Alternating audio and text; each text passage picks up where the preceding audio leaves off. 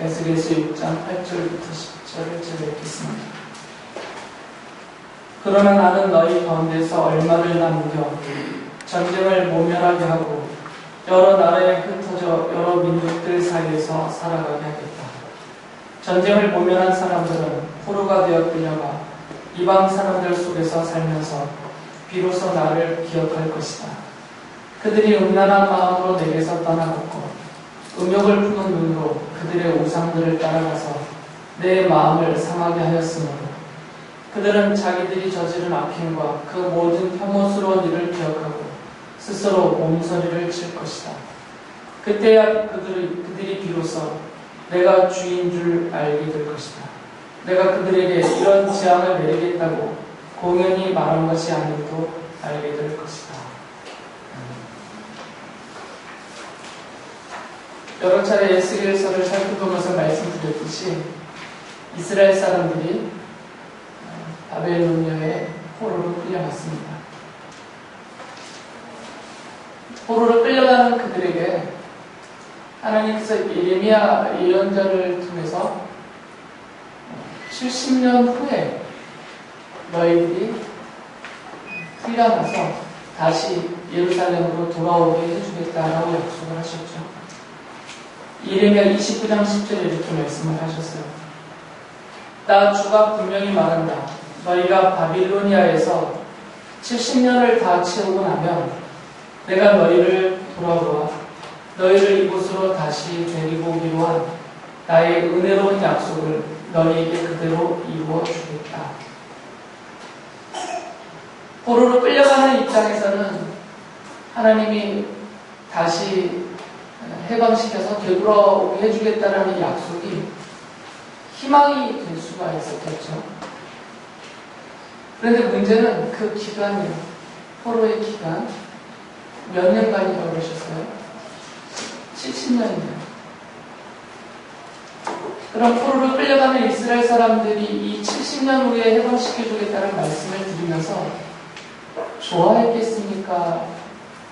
싫어했겠습니까? 여러분 같았으면 좋았겠어요?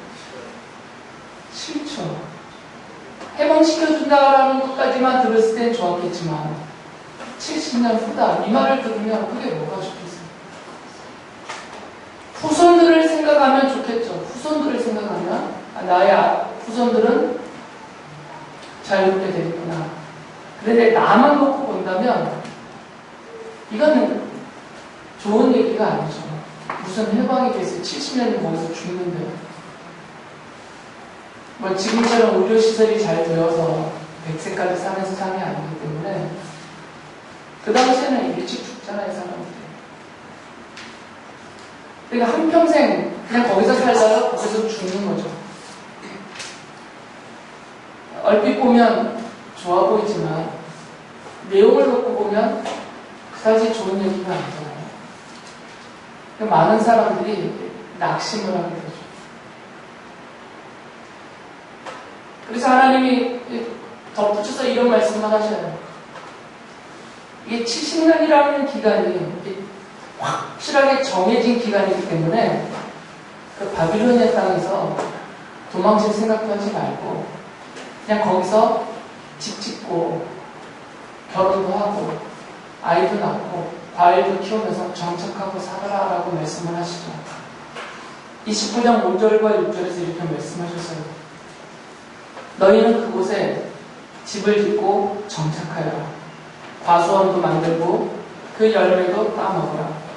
너희는 장가를 들어서 아들, 딸을 낳고 너희 아들들도 장가를 보내고 너희 딸들도 시집을 보며 그들도 아들, 딸을 낳도록 하여라. 너희가 그곳에서 번성하여 줄어들지 않게 하여라 라고 말씀하세요. 그러니까 70년 이전에는 돌아올 생각하지 말라 그래요. 70년을 꽉 채우시겠다는 거죠.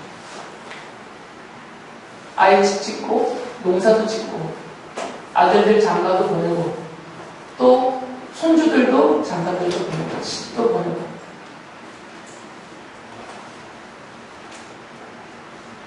이 얘기를 들으면 희망이 사라지죠. 이 포로로 끌려가는 입장에서는 바빌로니아 땅에서 자기들이 어떤 방식으로 살게 될지 예측할 수가 없잖아요. 그 당시에 전쟁 포로는 다 노예입니다. 전쟁에서 패하여서 종으로 포로 잡혀 끌려가면 다 종살이를 하게 돼 있어요. 그러니까 지금 끌려가는 입장에서는 암담하죠. 이 70년이라는 기간이 절망적인 기간이에요. 그런데 하나님이 하시는 말씀을 보면 마치 그 70년 동안 그 바빌로니아 시민들처럼 정상적으로 살 수 있는 것처럼 그렇게 말씀하셨어요. 자기 집도 짓고 자기 가수원도 꾸미고 정상적으로 자손도 번성하고, 그러니까 뭔가 이 포로로 끌려가서 포로 생활을 하지만 그 당시 일반적인 전쟁 포로와는 좀 다른 방식으로 살게 해주겠다라는 말씀이 내포되어 있다는 것을 알 수가 있죠. 그리고 29장 7절에서는 이런 말씀도 하셨어요.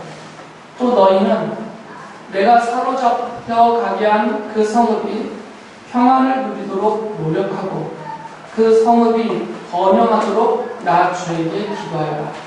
그 성읍이 평안해야 너희도 평안을 거시기 때문이다 라고 말씀하세요. 그러니까 비록 이 바빌로니아라는 나라가, 그리고 그 바빌로니아 사람들이 자기들의 나라를 멸망시키고 자신들을 살육하고 포로로 사로잡아갔지만, 그래서 거기에 끌려가서 생활하고 있지만 그 사실은 원수잖아요. 이 원수의 나라를 위해서 기도하라. 그리고 이 원수의 나라가 평안하도록, 다른 나라로부터 침략당하지 않고 나라가 흔들리지 않도록 평안하도록 노력하라고 했어요. 그냥 기도만 하는 게 아니라 실제로 노력하라는 거죠. 그 땅에서, 그 땅의 시민들과 똑같이 살면서 그 나라의 평안, 안정과 번영을 위해서 할 수 있는 것을 최선을 다하라 라고 말씀하셨어요. 여기까지 들으면 막 분통이 터질 이야기예요, 사실은. 지금 포로로 끌려가는 것도 억울한데, 가서 종살이 할 것도 막막한데, 하나님은 그런 나라를 위해서 기도하고 그 나라가 잘 되도록 기도하고 또 실제로 그 나라가 잘 되도록 내가 할 수 있는 노력을 다하라 이렇게까지 말씀하시니까 받아들이는 입장에서는 속상하죠. 이게 뭔가 싶고. 그런데 하나님이 예레미야서 24장 5절을 보면 이런 말씀을 해주셨어요. 나 주 이스라엘 하나님이 말한다. 내가 이곳에서 바빌로니아 사람의 땅으로 내쫓은 유다의 포로들을 이 좋은 무화과처럼 잘 돌보아주겠다. 잘 돌보아주겠다라고 약속하셔요. 그러니까 포로되어 끌려는 가지만, 그래서 바빌로니아 땅에서 포로되어서 종살이를 하게 되겠지만, 그러나 그 땅에서 하나님이 그들을 돌보아서, 그들을 돌봐서 잘 되게 해주겠다, 잘 살게 해주겠다라고 약속을 하셔요. 그리고 이 약속대로 하나님이 그들을 돌봐주셨다라는 대표적인 경우 몇 개가 성경에 나오죠. 이 포로로 끌려간 사람들 중에서 느부갓네살의 통치에 이제 2인자가 된 사람이 있어요. 누구죠? 이스라엘 사람들을 포로로 끌고 갔잖아요, 느부갓네살이. 근데 이 느부갓네살 황제의 밑에 2인자가 된 사람이 있어요. 이스라엘 포로 중에. 다니엘이죠. 다니엘서를 보면 우리가 말하는 총리가 되었어요. 포로인데. 그리고 여자분들이 섭섭하니까 여자 중에, 이스라엘 포로 된 여자 중에 황후가 된 사람이 있죠. 누구예요? 에스더. 그리고 다니엘의 친구들과 또 모르드게 이런 사람들은 대신, 그러니까 장관들이 되었죠. 모르드게 같은 경우도 제2인자가 되었고요. 그러니까 일반적으로 전쟁 포로로 끌려와서 그냥 단순하게 종살이를 하고 있었던 사람들이 오를 수 없는 지위와 신분에 이스라엘 사람들이 오르고 있잖아요. 그리고 에스더서를 보면 하만이라는 사람이 이스라엘 백성들을 몰살하려고 할 때 하나님이 에스더와 모르드게를 통해서 오히려 그 적대스러운 원수들을 멸하고 이스라엘 백성들이 구원 얻어서 평화롭게 살 수 있게 그들을 또 돌봐주세요. 성경에 나온 기록들만 보더라도, 이런 대표적인 기록들만 보더라도 하나님께서 예레미야서 24장에서 약속하셨던 내가 너희들을 돌보아서 그 땅에서 잘 살게 하겠다라고 하신 약속을 성실하게 지켜주셨다는 것을 알 수가 있죠. 그리고 실제로 이스라엘 사람들이 예루살렘으로 돌아오기 전에 그 70년 동안 바빌로니아 땅에서 자손이 번성을 해서 수가 오히려 더 많이 늘어났죠.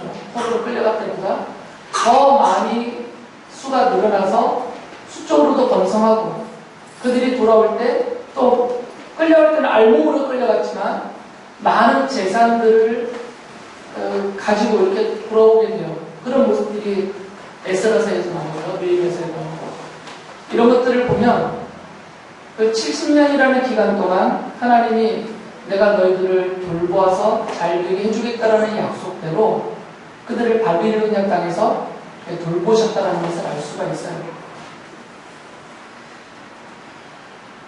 이 70년 후에 해방을 얻게 하겠다 하신 하나님의 약속은 실제로 그 약속을 귀로 들은 당사자들의 입장에서는 성취가 안 되죠. 자기들은 해방을 경험하지 못하고 대부분 죽었으니까 끌려갈 때 어린아이였다거나 아니면 그 바빌로니아 땅에서 출생한 2세대, 2세, 3세 이 자손들만 이 약속의 성취를 경험을 해서 이제 해방을 얻을 수가 있었어요. 이렇게 포로되어 바빌로니아 땅에 끌려가 살게 되는 70년 동안 살게 되는 이 사람들의 모습을 보면 마치 우리 모습을 보는 것 같지 않아요? 우리들? 철학자들이 그런 얘기를 하죠. 인간은 태어나서 죽을 때까지 종살이를 한다. 아니, 갇혀 산다. 어떤 사회적인 관계 때문에 또 물질적인 요소 때문에 그리고 인간적인 관계 때문에 이런 여러 가지 관계 속에서 모든 인간은 태어나서 죽을 때까지 갇혀서 마치 종처럼 산다 이렇게 이야기하죠. 그래서 이것이 싫어서 뭐 종교적으로 이렇게 눌려 살기도 하고요. 이런 것들이 싫어서 이런 모든 억압과 강제된 절제 속에 사는 것에서 벗어나는 것이 참 인간으로 사는 것이다. 이것을 주장했던 분들이 계몽주의자들이죠. 이 계몽주의자들이 르네상스 시대 때 주창했던 그 모토가 있어요. 그게 뭐냐면 여러분 잘 아실 수 있겠지만 자율적 인간이에요. 자율적 인간. 인간이 이성을 갖고 있잖아요. 그래서 근데 인간은 태어나서 죽을 때까지 이 갖고 있는 이성이 이렇게 억압되어 있다는 거죠. 종교에 의해서 억압이 되어 있고요. 돈 때문에 억압되어 있고 사회에서 구성된 여러 관계 때문에 이렇게 억압되어져 있어요. 그러니까 내가 원하는 것을 내가 원하는 만큼 내가 원하는 때 마음껏 제한 없이 누리며 행하며 살고 싶은 그런 인간이 되자 이것이죠. 이게 참 인간다운 삶이다라는 거죠. 그럼 지금까지 계속 주장되어 오는 겁니다. 지금까지. 이제 철학자들이 이것을 주창하고 지금까지 계속 현대 철학까지 이것이 쭉 주류를 이루어오는 이유는 뭐냐면 인간의 현실이 우리도 마찬가지예요. 인간의 현실이 다 이렇게 억압되어져 있다. 뭐 좀 슬프게 들리겠지만 이 자리에 있는 저를 포함한 우리 모두도 다 이렇게 억압되어져 살아요. 특히 우리 학생들은 억울할 정도로 억압받고 살고 있다고 생각을 하죠. 내가 하고 싶은 것을 내가 원하는 때 내가 하고 싶은 만큼 마음대로 못하고 살아요. 애들이 볼 때는 어른들은 자기 마음대로 한다 이렇게 생각하지만 사실은 어른들은 우리 학생들보다 더 많은 억압 가운데 살아요.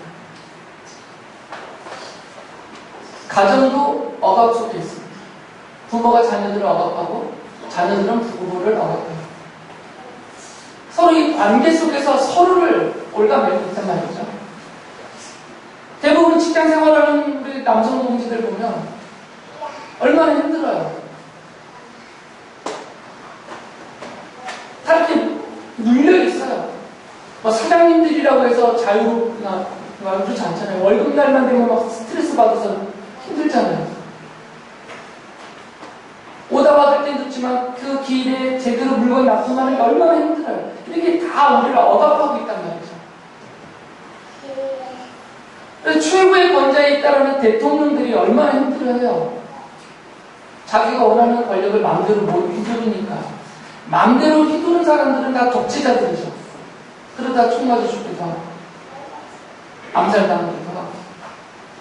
그러니까 모든 인간은 절대적인 권력을 소유하고 있든지 엄청난 재산과 부를 소유하고 있든지 아니면 뭐 예술 계통이든 체육 계통이든 어느 계통에서든 자기가 하고 싶은 대로 앞서가 있는 듯해 보이지만 그러나 모든 인간은 태어나서 죽을 때까지 우리 다 어떤 요인에 의해서든 간에 억압되어져 있다는 거죠. 그래서 어떤 철학자는 우리 인생을 수용소 생활 이렇게 표현하시는 분들도 있어요. 눈에는 보이지가 않아요. 수용소 담장이. 그런데 그 안에서 수용소가 유치장에 갇혀있는 것처럼 갇혀있는 인생을 살고 있다라고들 얘기를 하죠. 그래서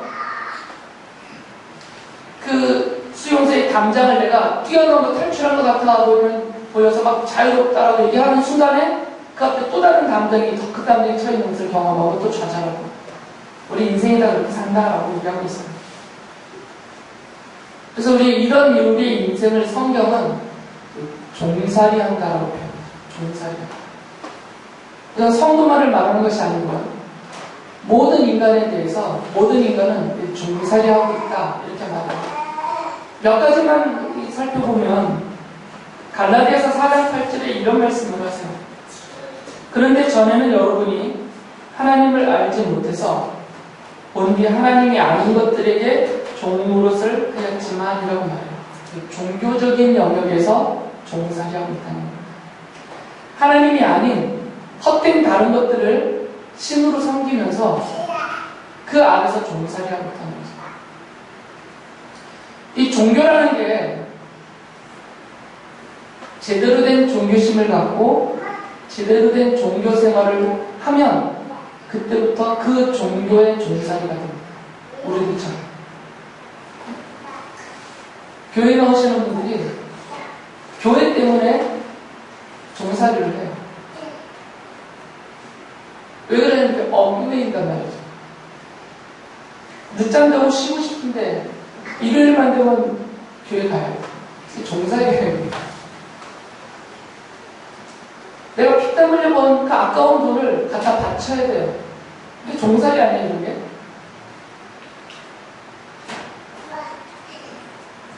교회 때문에 내가 안 해도 될 일을 하고 있단 말이죠. 근데 그게 막 힘들 때가 있어요. 내가 힘들거나 찝찝하거나 슬플 수 있단 말이야. 아쉽거나 이러면 그건 다 종살이에요. 특히 중세시대 때는 종교가 유럽 세계 전체를 종으로 삼았죠. 교회가 맨 위에 있어서 황제도 제후들도 다 그 밑에 있어요. 그러니까 교회가 다 종으로 억압을 했어요. 황제들까지도 소위 말하는 교황 앞에 무릎을 꿇고 사죄, 제발 용서해 주시고 빌 정도로 종로릇을 했단 말이죠. 이런 흐름이 지금까지도 있어요. 성경이 지금 그 얘기를 하는 겁니다. 정말 자유롭게 해주시는 하나님 아닌 다른 것들을 헛되게 신으로 섬기면서 그 밑에서 지금 종살이하고 있다는 거죠. 이 종교적인 영역에서 종살이를 하고 있다라고 말씀하세요. 디도서 3장 3절에서는 또 다른 영역에서 종살이하고 있는 부분을 이렇게 말하죠. 우리가 전에는 어리석고 순종하지 아니하고 미혹을 당하고 온갖 정욕과 향락에 종노릇하고 악의와 시기심을 가지고 살고 남에게 미움을 받고 서로 미워하면서 살았습니다. 정욕과 향락에 종노릇을 한다는 것. 제가 요즘 종살이를 좀 안 하려고 고백을 하는 겁니다. 명분은 좋았는데 우리 아이들과 소통하기 위해서 제가 배틀그라운드를 하자 해서 폰에다 그걸 깔기 시작을 했는데 요즘 그 배틀그라운드에 제가 종살이를 하잖아요. 제 아내가 엄청 부러워요. 근데 자꾸 하고 싶은 거 어떡해. 폰만 손에 들면 자꾸 이거 하게 되는 거 어떡해. 이게 종살이라고 있어요. 물론 좋아서 하는 것 같지만 거기 매여 있잖아요. 그 많은 시간에. 제 가뜩이나 이 손가락이 아픈데 부어가지고 요즘 더 아파요. 하도 그래가지고 이번 주부터 안 하기로 그러지 않으려고 약속했기 때문에 그러려고 하는 거예요. 이게 향락이잖아요. 향락. 정욕 때문에, 이 정욕은 좀 나쁜 식으로 표현이 됐지만 내가 좋아하는 것이에요. 내가 좋아하는 것이 내가 좋아서 하는 게 사실은 내가 그것에 내가 종로로서 종사.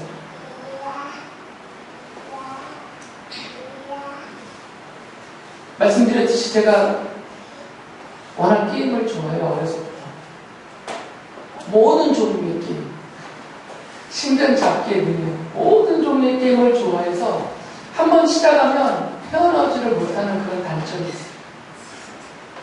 그래서 원래 시작 안 했어야 되는데 그 배그를 내가 시작을 해가지고 헤어나오지 못한 거예요.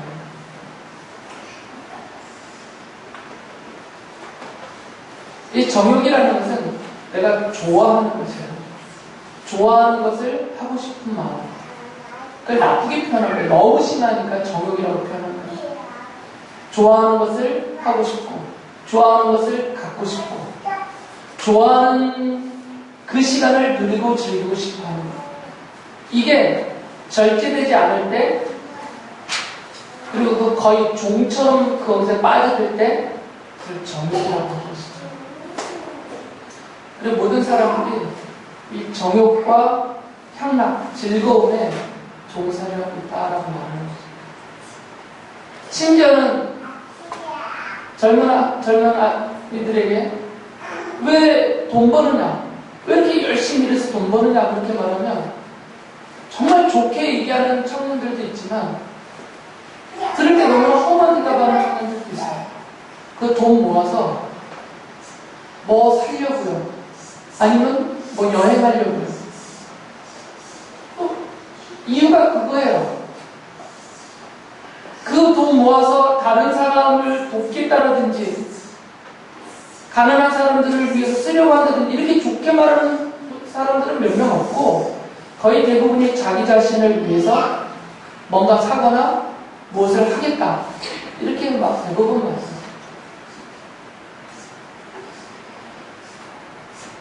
그래서 성경은 그것도 종살이다 이렇게 표현하는 거죠.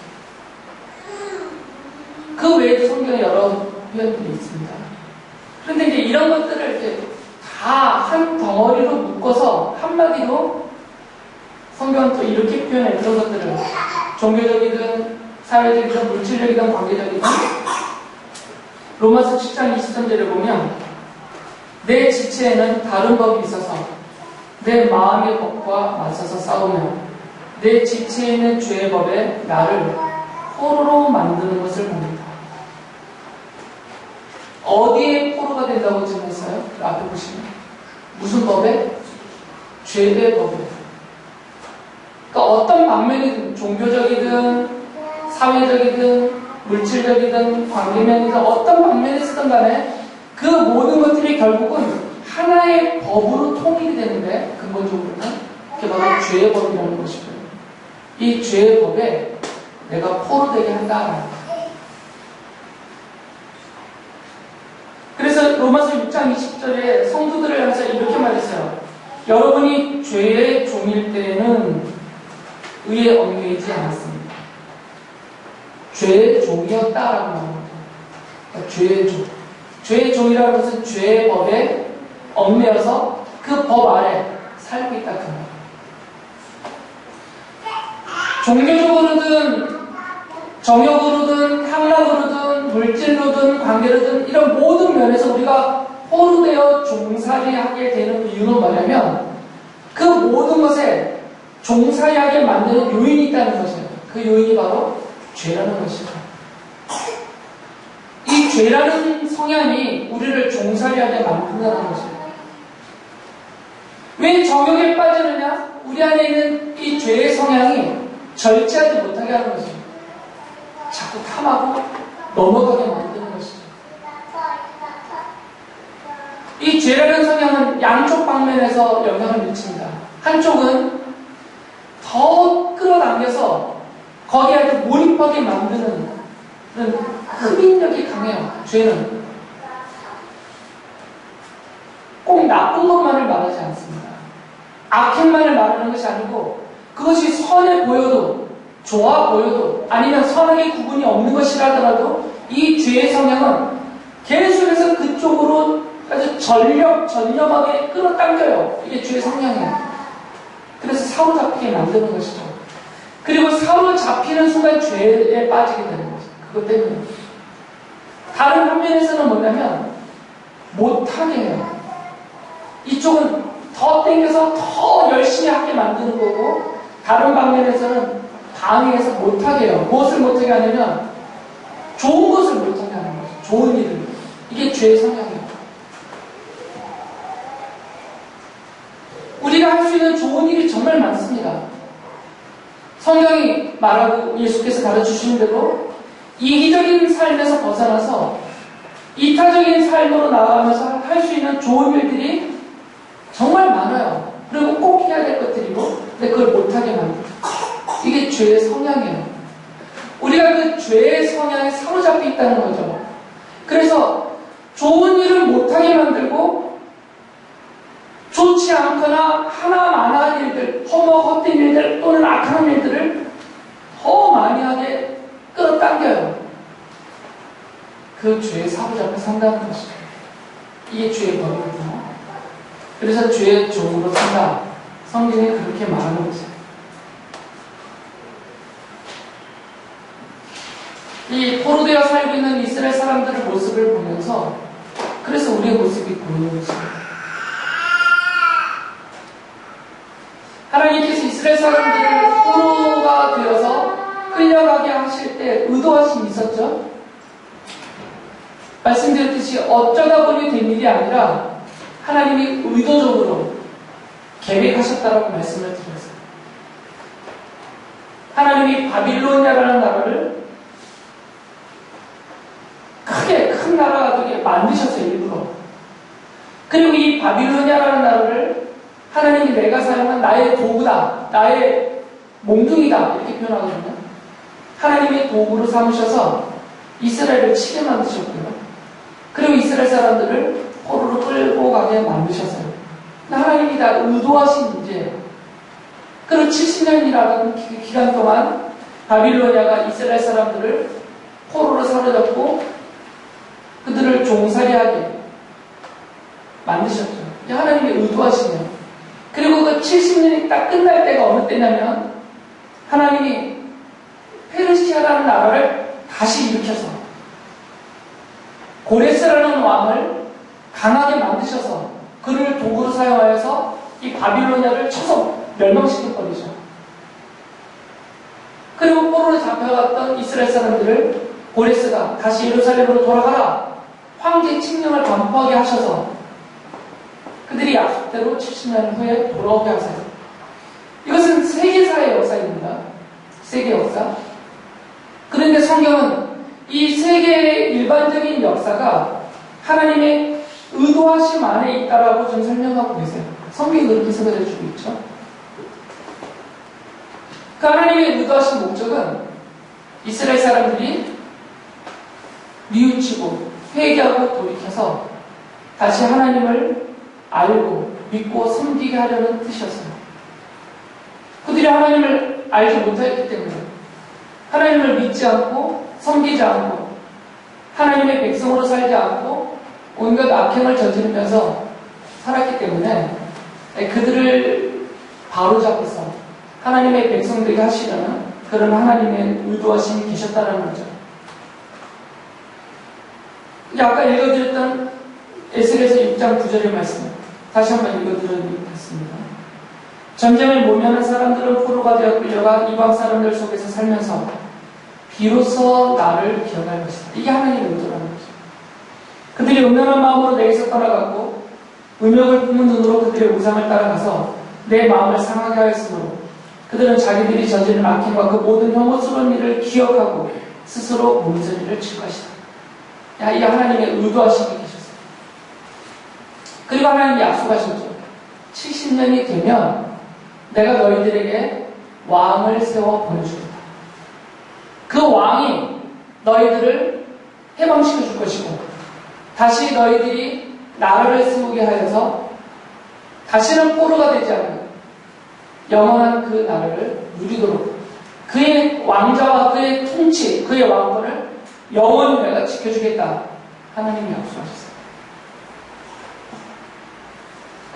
에스겔서 37장 25절을 보면 하나님이 그 왕을 이렇게 보내신다고 하셨죠. 그때에는 내가 내 종 야곱에게 준 땅 곧 그들의 조상이 살던 땅에서 그들이 살게 될 것이다. 그 땅에서 그들과 그 자자손손이 영원히 거기서 살 것이며 내 종 다윗이 그들의 영원한 왕이 될 것이다.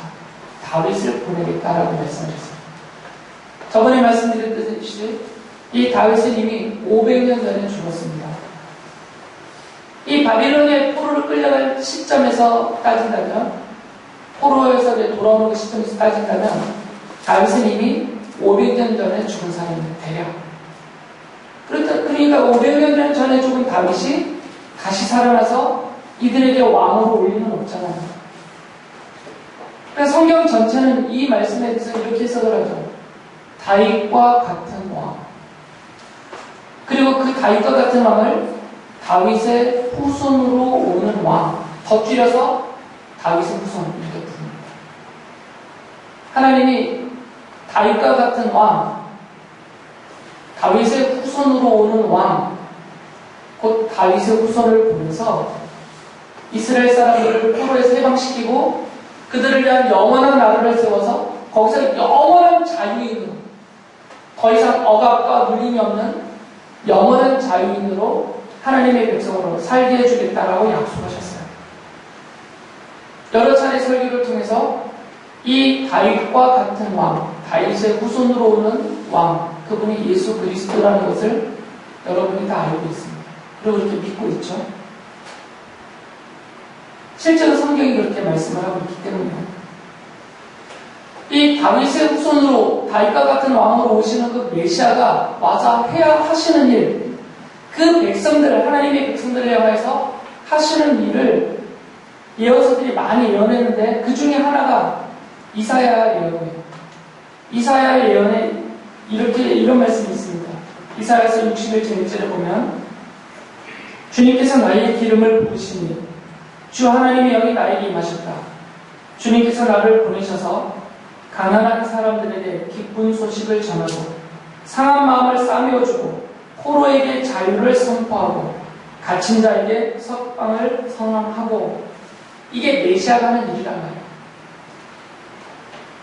메시아가 와서 하는 일이 뭐냐면 포로된 사람들은 해방시키고 갇힌 자들에게는 자유를 준다 그 말이에요.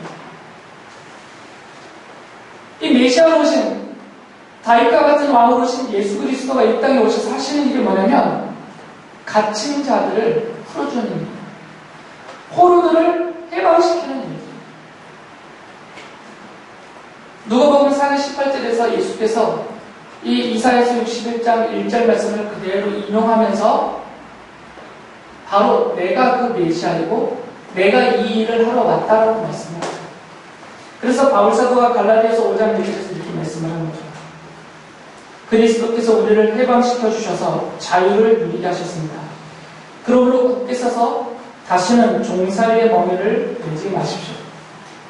성도들을 향해서 예수 그리스도가 이미 우리를 해방시켰다라고 선언한 거죠.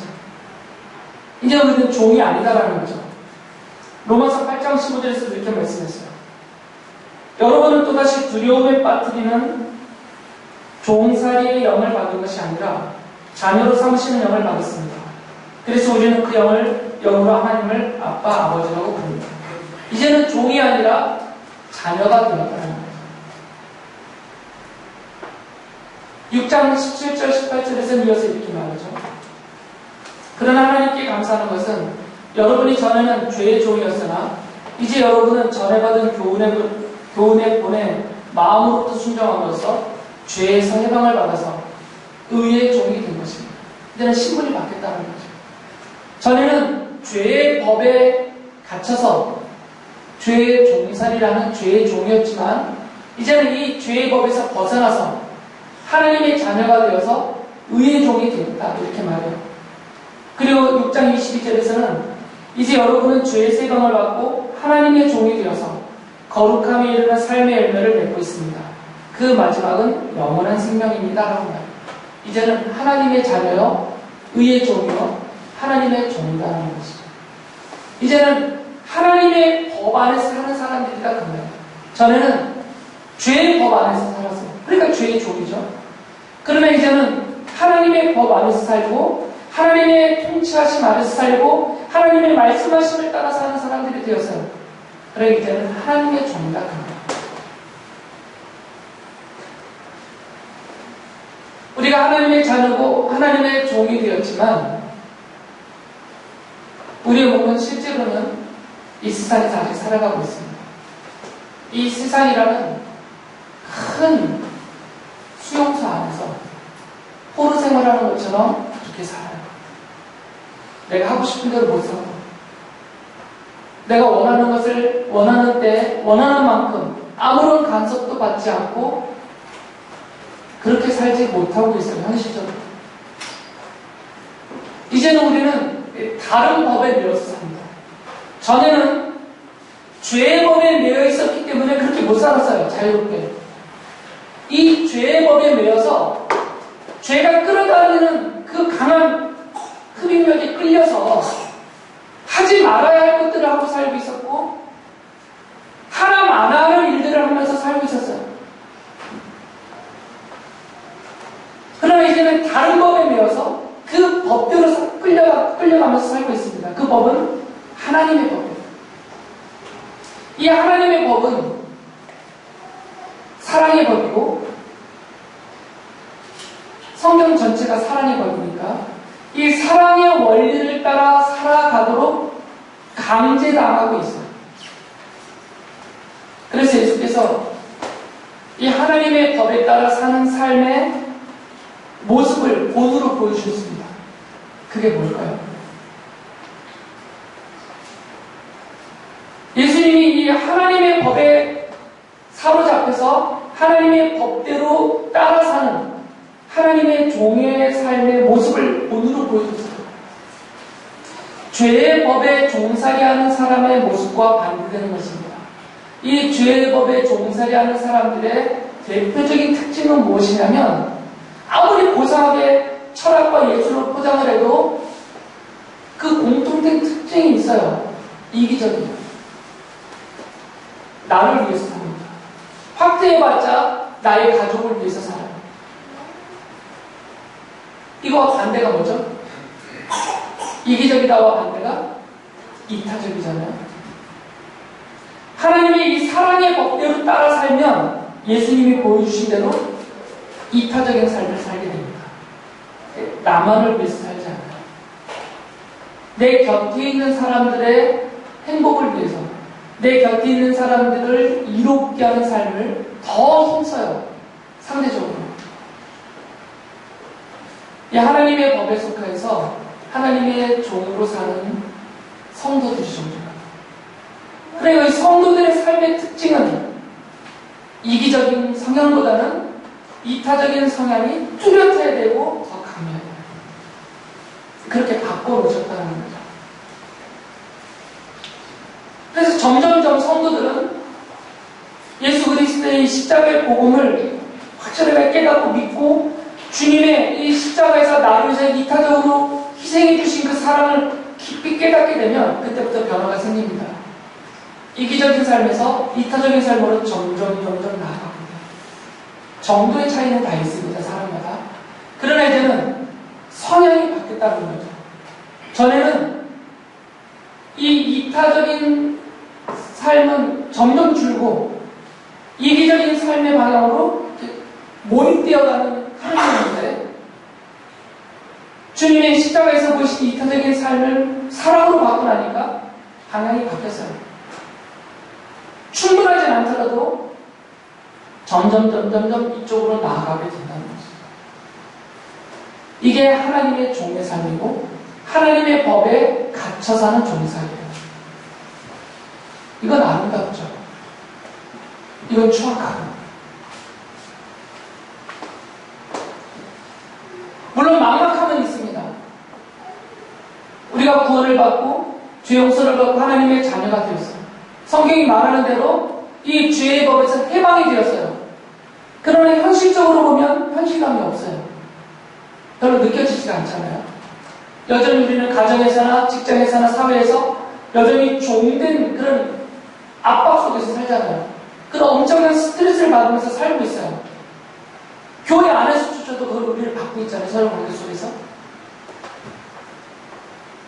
그런 우리들에게 하나님의 주신 약속의 말씀이 있습니다. 내가 이곳에서, 그러니까 성도들이 아직 머물고 있는 이 땅이죠. 이곳에서 너희들을 돌봐주겠다. 너희들이 잘 되어가게 해주겠다. 이건 하나님의 약속이에요. 그리고 약속하신 대로 하나님이 지금 성도들과 함께 계시면서 돌봐주고 계십니다. 우리가 느끼든 느끼지 못하든 우리가 인정을 하고 있던 아니면 부인하고 있던 그 여부와 상관없이 하나님은 자녀 삼으신 우리 모두를 성도들 우리들을 돌봐주고 계세요. 지금도 돌봐주고 계세요. 이 시간에도 돌봐주고 계세요. 여러분 개인을 돌보고 계시고 여러분의 가정을 돌보고 계시고 여러분의 직장과 사업장을 돌봐주고 계세요. 그 끝은 영원한 생명이다라고 말씀하십니다. 우리가 포도주와 같은 이 땅을 벗어날 때에는 영원한 하나님 나라에서 영원한 자유인으로 영원한 생명을 누리며 살게 될 것이에요. 그러나 지금 이 땅에 머무는 이 기간 동안은 이스라엘 사람들이 바빌로니아에서 70년이라는 기간을 살아야 했던 것처럼 어떤 사람에게는 30년이 될 수도 있고 50년이 될 수도 있고 70년, 100년이 될 수도 있지만 각자에게 주어진 그 기간만큼 이 바빌로니아 땅 같은 이 세상에서 포로 생활처럼 보여지는 그 삶 속에서 우리가 현재 살고는 있지만 그러나 우리는 버려진 인생들이 아닙니다. 하나님이 우리를 버려두신 것이 아니라 바로 이 땅에서 우리를 돌봐주고 계시고 우리를 인도하고 계시고 주님 안에서 참 자유로운 인생이 되게 돌봐주고 계십니다. 이것을 믿고 우리가 이제는 죄의 법에 끌려가는 인생이 아니라 하나님의 법에 이끌려서 이 사랑의 법, 이타적인 삶을 더해서 실천해야 될 것이고 또 하나님이 바빌로니아 땅에 있는 사람들에게 그 성은 그 도시를 위해서 기도하고 도시의 평화를 위해서 최선을 위해서 노력하라는 말씀을 따라서 우리가 이 땅의 시민으로서 해야 될 의무와 그 책임, 그 노력을 최선을 다해야 됩니다. 세금을 내고 병역의 의무를 남성들은 감당하고 또 법을 지키고 나라와 우리 민족이 잘 되도록 내가 할 수 있는 힘을 또 쏟아야 되고 그것이 성경대로 사는 하나님의 자녀들의 모습입니다. 하나님의 약속을 믿으시고 여러분을 돌보신다는 약속을 믿으시고 우리를 죄와 사망의 법과 이 세상의 법에서 해방시켜서 자유하게 해주시는 우리 예수님의 십자가의 은총을 다시 한번 마음으로 받고 소망을 가지면서 힘내서 살아가시는 여러분들 되시기 바랍니다. 기도하겠습니다.